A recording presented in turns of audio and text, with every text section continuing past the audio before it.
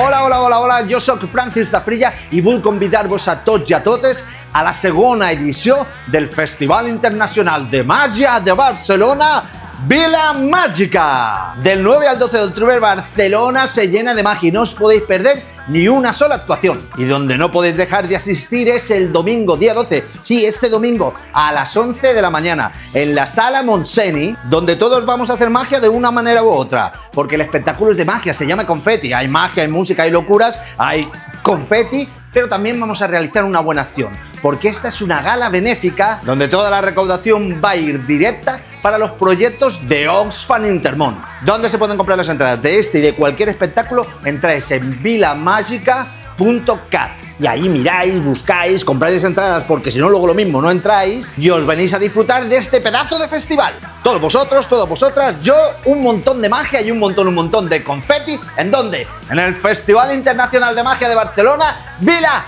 Mágica.